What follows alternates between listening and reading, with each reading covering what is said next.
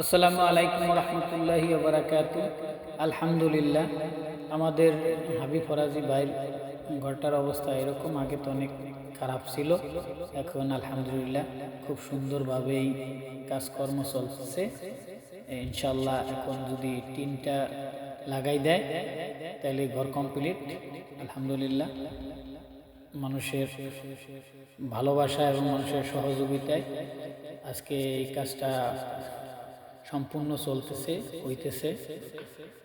তো আপনারা এভাবেই সাহায্য সহযোগিতা করে যাবেন ইনশাআল্লাহ।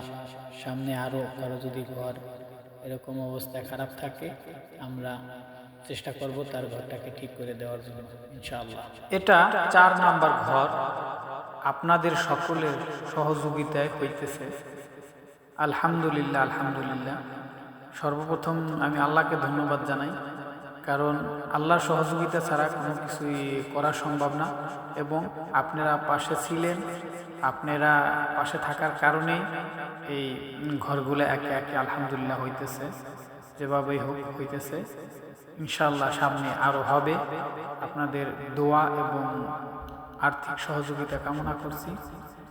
ইনশাআল্লাহ ইনশাআল্লাহ আমাদের গ্রামের আরও যাদের ঘর এরকম সমস্যা আছে, জরাজীর্ণ অবস্থায় আছে, সেগুলো আমরা আস্তে আস্তে রিপেয়ার করে দেবো ইনশাআল্লাহ। আমাদের গ্রামের সকল মানুষেরই মন মানসিকতা ভালো আছে, কারণ যদি তা না থাকতো তাহলে আমাদের গ্রামের এত লোক ইউকেতে আসতে পারতো না এবং ইটালিতে আসতে পারতো না।